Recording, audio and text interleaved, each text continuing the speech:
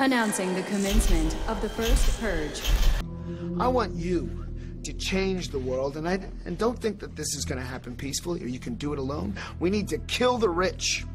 You get out there, you use your weapons, and you rip Washington apart. You hunt down the billionaires, the bank bosses, the CEOs, the scumbags and the liars, the governors, the lobbyists, the senators, because they're all the same, and you hang them. Just remember all the good the purge does. Good morning, everyone. It's still morning. I've been up since 3 o'clock. May 15th. A subscriber, a really nice lady, it appears. I'm not going to say her name. You can find her in the comment section. She expressed that she had Lyme's disease. And so I looked up a bunch of stuff about it. I read a bunch of stuff. And it is said to come from Plum Island, that it's a man-made disease. And, well, and there's lots of argument over how to treat it. Before I get into how to treat it, I'm not a doctor, but I've read a bunch of stuff doctors have written, and I'm only going to present that information to you. So I need to get that out of the way. Obviously, I'm not a doctor. I have a camouflage pattern tattooed onto my arms. So I don't think a doctor is going to do anything like that. That being said, I do fully understand pretty much everything I read, and I have a very logical working mind. So, first we need to understand that this year is said to be one of the worst years for Lyme infection. Lyme infection does not always present symptoms right away. These microbes that are injected into your bloodstream from the tick is what is responsible for it. The problem with Lyme's disease is that it has all three types of infection within one bug, the tick. You have viral infection, bacterial infection, and oh man, what was the last one? I can't remember, but I will be getting back to that page in a moment. Many people who have Lyme's disease try antibiotics, and many of them begin to experience extreme stomach discomfort. But what can you do to prevent yourself from getting Lyme's disease? Every time I go into the woods, just about every time. That's myself, my family, all of us. Every one of us puts something on our head, be it a bandana, or a hat. Well, those are really the only two things we use, a bandana or a hat. That way, they don't have easy access to our heads. And that will go a long way in preventing you from getting sick from Lyme's disease. Also, you want to cover your body, as they can attach to you other than the head, but they're easier to spot. And you know, as far as I know, they have to be on you for a little while before they get enough of the microbe into you for it to make you sick. I've also done a bunch of reading on cancer, and one thing I've noticed is you can make your body extremely acidic, and no microbe, no cancer, none of that will survive that atmosphere. Your body will, but whatever's inside of it, parasites, microbes, all that kind of stuff, they are not they are not, damn, I completely lost my train of thought. They are not suited for an acidic environment. And as such, if you take your pH to an acidic level, pretty much anything that's wrong with you, disease-wise, if it's a bug, you know, like a, you know, a virus or a bacteria, that's it right there, and they can't live in acidic environments. Cancer can't live in that environment, and I would suspect that Lyme's disease would probably be the same. And this is a suspicion. But the antibiotic treatments are extremely toxic, and most of the time a person relapses after antibiotic treatments. And it is because these antibiotics do not treat the other two types of infection. This is the CDC website. And of course, you shouldn't trust anything the CDC tells you. I mean, they're in bed with the likes of Bill Gates, the WHO, Rockefeller Foundation, and so on. So obviously, they are not a trustworthy source of what to do if you get Lyme's disease. At least not in my opinion. Now, if you're a statist and you like sucking government ass, then by all means take their advice. It will probably fucking kill you. Okay. So, Lyme's disease is set to explode, and we still don't have a vaccine. Again, I would not trust anything the pharmaceuticals tell you to take. I mean, most of it is meant to make them their bottom line.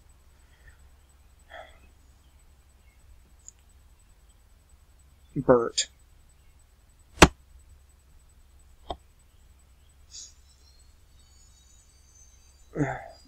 Okay, so again, I lost track of what I. Oh yeah. They don't have a vaccine, and the pharmaceutical companies are worried about their bottom line, which is why the Agenda 21 or 2030 now legislation includes what they call Codex Alimentarius, where you cannot treat yourself with natural herbs without a doctor's permission. There's your freedom right there, people. You have to have your doctor's permission in that Agenda 21 world, which is why I keep saying we need to get rid of the state. We need to purge these people and figure something better out.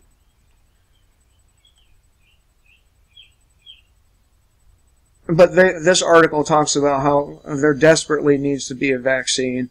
But you know what? If you cover yourself properly and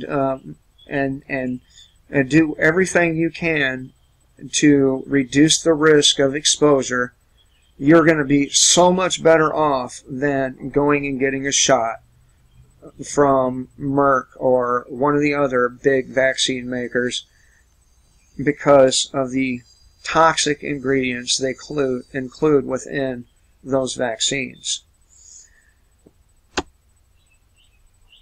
This doctor presents a few strategies, but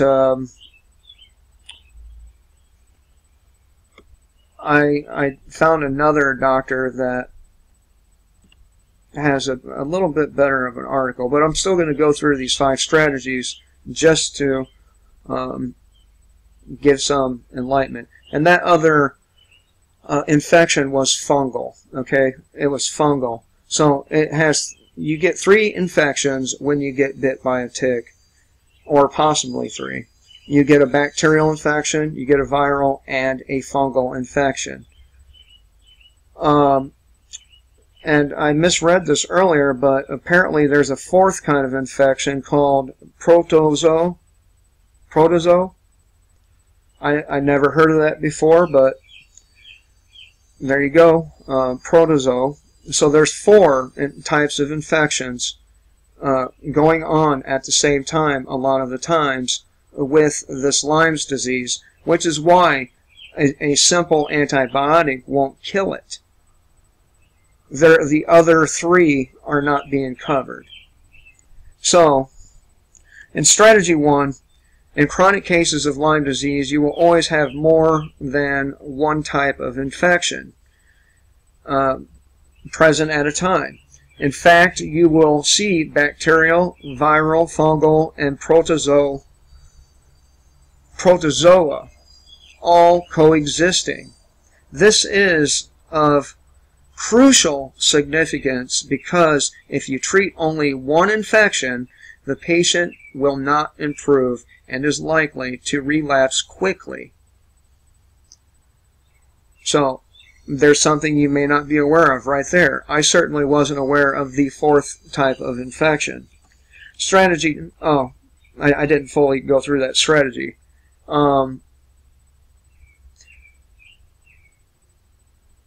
The patient will not improve, blah, blah, blah. It also means that many symptoms, such as fatigue, will not abate. It is important to not overlook this because you will be dragged into the cycle of long-term struggles with no real recovery, and meanwhile you'll be feeding the monster pharmaceutical industry. And that's probably really the point, for you to have to keep coming back over and over and over again. And this lady that wrote the comment, she was misdiagnosed for over a decade, and certainly that could not have helped. So this sickness had time to accumulate to a formidable concentration. Okay, so you need to treat all 4 things and not just a single thing. Physicians who are not Lyme literate typically fail to address all contributing infections properly.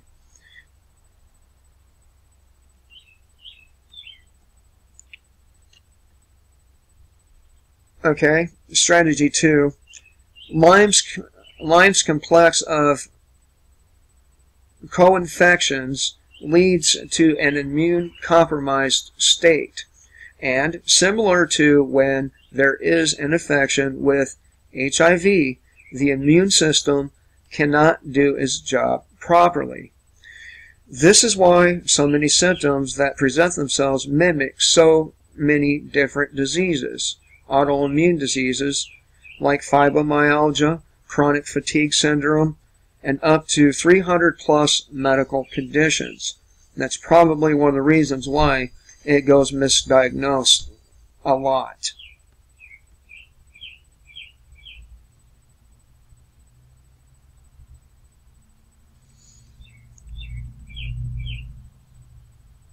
Most patients will typically visit numerous doctors on their journey to getting well. You see, while Lyme disease gets all the press, it is likely not the only infection causing illness. This is the very reason it is better to think about it as a Lyme disease complex, and that just means multiple infections in the same complex.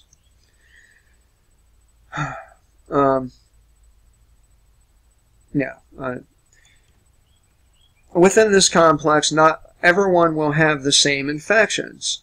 Some may suffer with various tick-borne co-infections, along with other active viral combinations, and so forth. Add in the likelihood they could be dealing with various genetic forms of these infections, as well as the disease becomes a monster to treat. Because the immune system is directly under fire, the patient is vulnerable to other infections that would normally be harmless. And your defenses have been compromised. And I don't see why he's enumerated these strategies. It's really just a continuation of why you should be treating all of these different sorts of disease. Yeah, can I ask, does this sound familiar to you, ma'am?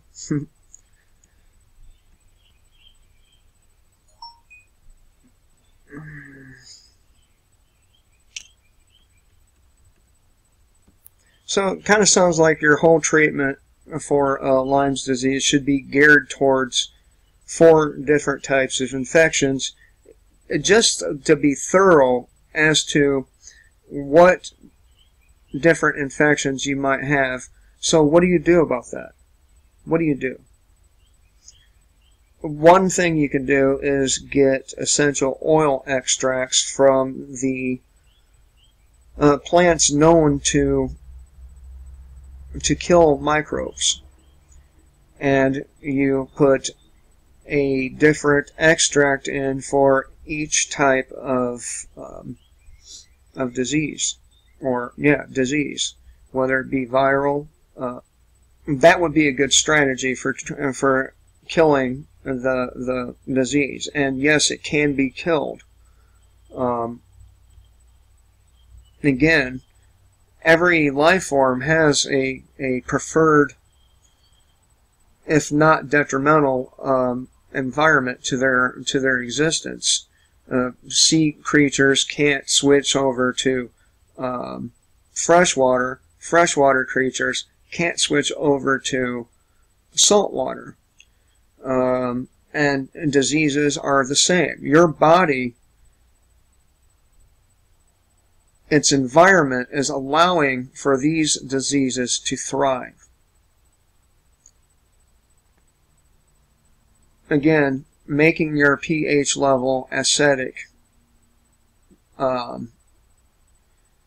is a very, very good thing to do. You don't want to keep it like that all the time, but if you spend a couple months of the year with a highly acidic pH level, you're probably not going to get sick, because there's no diseases that live well, not many anyway, in acid.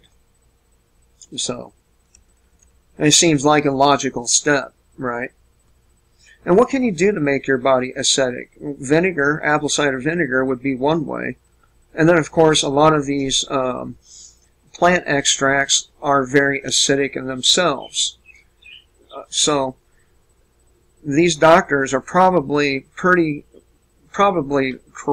in their observations that it's a few different diseases, or types of infections, rather, and that you have to treat all 4 types in order to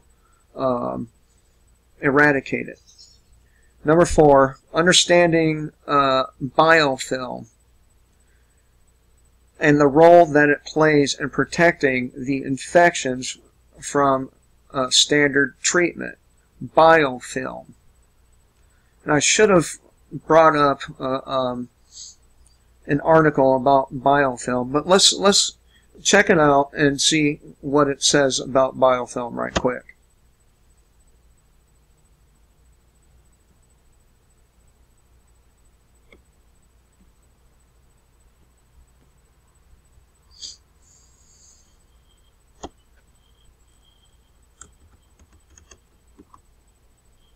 Come on, you piece of shit. Hurry up.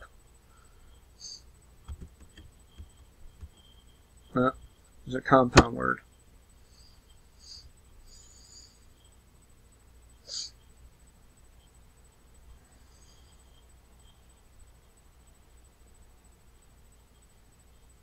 I have a 5G network, and look how slow this shit is. It's ridiculous. It's driving me nuts, too. Okay. Alright, biofilm. is a thin, slimy film of bacteria that adheres to a surface. It sounds pretty fucking gross, doesn't it? So that's what biofilm is. We can take a quick summary of the Wikipedia page here. A biofilm comprises any group of microorganisms in which cells stick to each other and often also to a surface. These adherent cells become embedded with a slimy extracellular matrix that is composed of extracellular polymeric substances.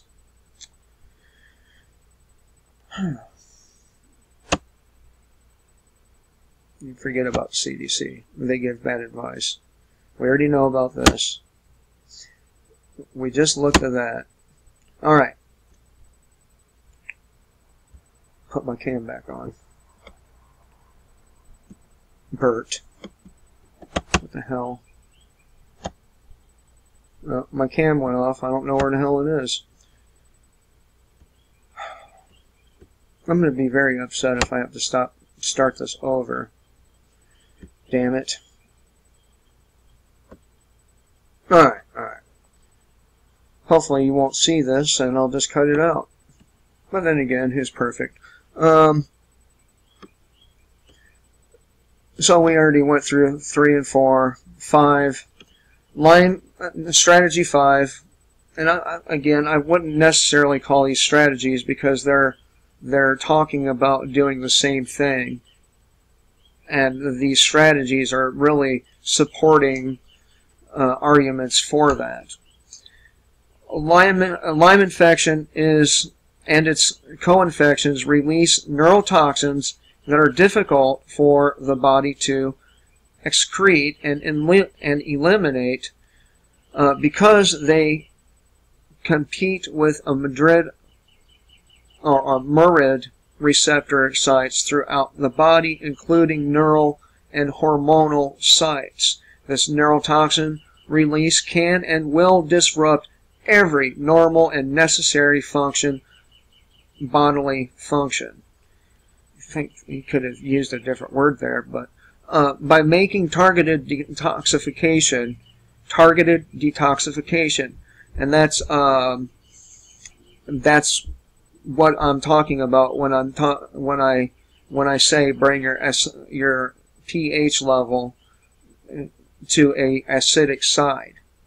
Okay, you bring your pH level to the acidic side for that reason right there.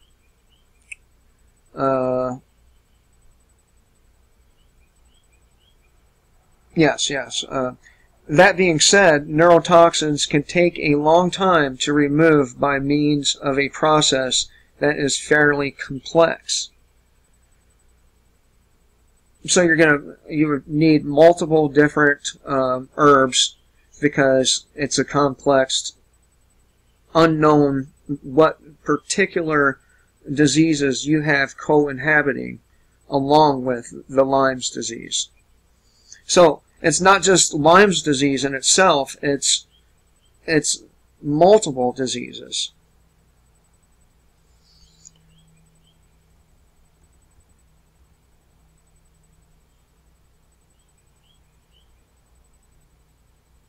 I'm trying to find my place here. By making targeted detoxification, yeah. That being said, neurotoxins can take long, Alright. When one considers all 5 strategies outlined above, it is clear why so many patients in treatment fail to get acceptable results. Okay. Now, I'm going to move on to the next one. The link will be in the description box for anyone who wants to mull over how to treat this. Alright. This doctor is a little bit different than most doctors because he is actual victim of Lyme's disease. These are all the herbs that he used to rid himself of this particular bug, or bugs, as it were. Let me get back to where I was. Alright. Let me see if I can find my cam. Alright. So this doctor, his name is Rawls, Dr. Rawls, MD. He's a medical doctor. So you're not just taking my word for it, okay? And again, the links will be in the description box below. Now, I have had a tick before, and fortunately for me, I didn't get sick. And man, I really feel for people that have to deal with shit like this, because when shit hits the fan, that's just going to make it that much harder for you to survive, and that's really, it's really too bad. A lot of people are going to suffer needlessly as a result of many of the illnesses out there that can be fixed through natural means. They're going to go through medical or medication withdrawal. You don't have to be on a narcotic to go through a withdrawal. Just think about all the people that smoke cigarettes, how fucking irritable they're going to be because they can't have that nicotine. So it's going to suck, no doubt about it, at least the first bit of it.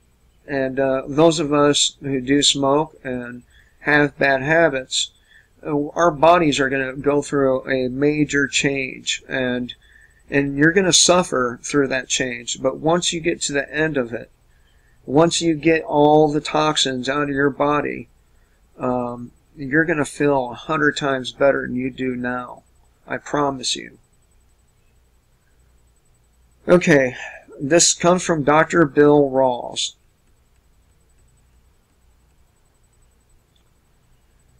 Okay, people come to this page in hopes of sorting out some of the confusion surrounding Lyme disease. There's so much controversy around this disease because most doctors don't understand it, as the other doctor said. Even many doctors who consider themselves experts do not completely comprehend its complexities.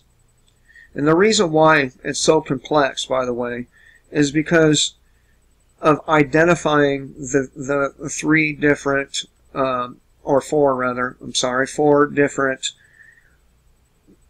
types of disease. Remember, it was viral, fungal, bacterial, and again, I forget the damn name because I'm a pothead. What was it? What was it? What was it? Where's it? Yeah. Protozoa. Protozoa. I gotta remember that. I have to. So most doctors don't understand. If you have the wrong doctor, you're not going to get good treatment for this. But I have one qualification that most other physicians do not. My life and a busy medical career were disrupted midstream by fibromyalgia, later diagnosed as Lyme disease. Again, if your doctor diagnoses you with fibromyalgia, I would ask to get tested for Lyme's disease. Just my opinion. Apparently, Lyme's comes with, or Lyme, as it's pronounced, comes with debilitating fatigue, tremendous brain fog, aching all over, burning in my feet and tingling in my hands, skin rashes, joint pain, chest pain, heart palpitations, mood changes, and poor sleep. And it must be terrible to start and end every day feeling like you want to fucking die. this doctor had to give up his practice because it was so busy. He was practicing some shit I'm pretty sure I'm gonna butcher, but I'll try anyway. Obstetric.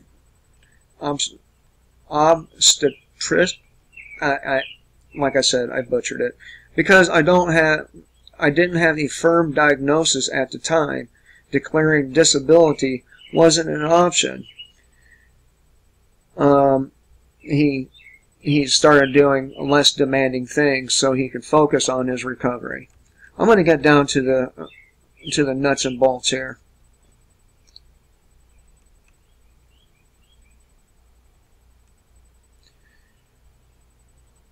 Okay, Lyme's disease is mostly transmitted by nymphal ticks, not to be confused with nympho, which are about the size of a pin, which makes them very hard to see, especially if you're a woman and you have nice, lush, long hair.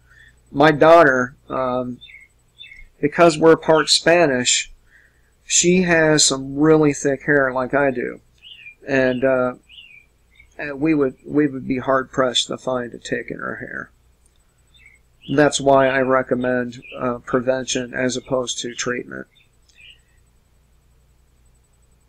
And, you know, I get it. People don't think about things when they go out into the wild or whatever. This lady's a veterinarian, she said, and so she has prolonged exposure to animals that may have the ticks on them, and so on and so forth. So I'm not saying it's anyone's fault that they get the ticks, but if you can do something to help prevent it, I really think that would be the best thing to do. Think proactively as opposed to reactively. And this is a long-ass video, I know, and I'm sorry, but this is a tick season, and people should be aware of the dangers of outdoor wood life. You should have a hat on, bandana, something to cover your head, a sheik. What do you call them things that they put over their heads? I don't know. But a chic hat, maybe. If immune system function is robust, a person can harbor these microbes indefinitely without ever having a symptom. Isn't that a trip? So if your immune system's strong to begin with, the chances are you're not going to get any of the symptoms, and you're just not going to know about it. But when illness does occur, it's typically chronic and debilitating, but not life-threatening most of the time. Additionally, the degree of chronic illness is highly variable. Some people are severely debilitated, while others only marginally miserable.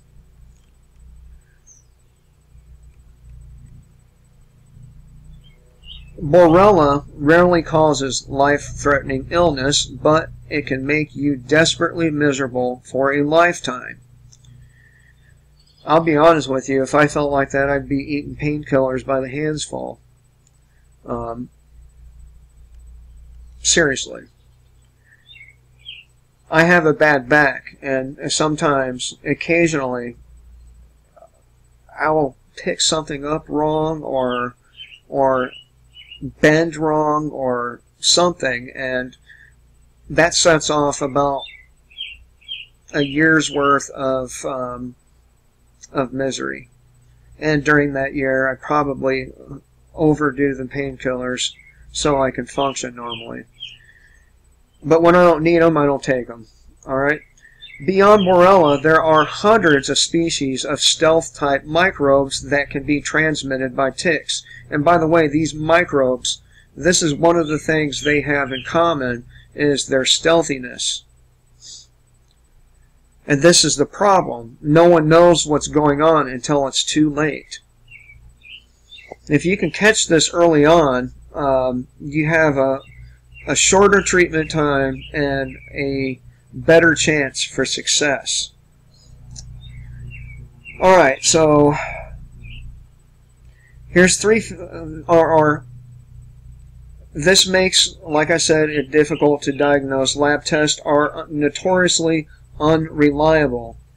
Because Borrelia is so difficult to diagnose and can be harbored without causing symptoms, no one really knows how many asymptomatic carriers there are worldwide. And asymptomatic carriers just means that you don't know, there are no symptoms. And this is, I've already told you this information about the antibiotic treatments. They're most of the time, if not all the time, ineffective because it's only treating the viral or bacterial aspect and not the other. And that's why antibiotic treatments fail.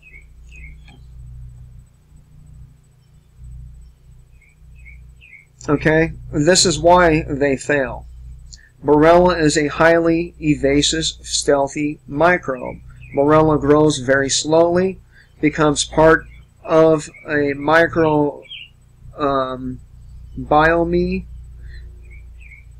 I don't know if that's pronounced right, but I'll go with that. Chronic use of antibiotic disrupts the microbiome. Chronic use of antibiotics disrupts the immune system, damages mitochondria inside cells. Why do you scientists have to, can't you just give these things plain names?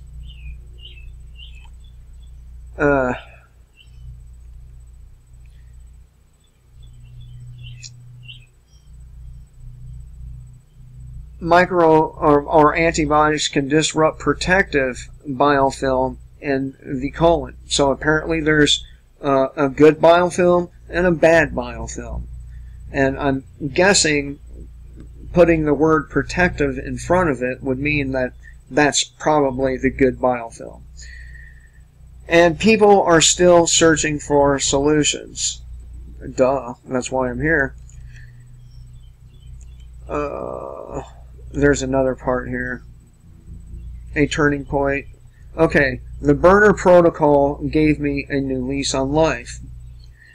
And the burner protocol, and by the way, there's a book by this burner guy. Let me get back up here so I can tell you what the name is.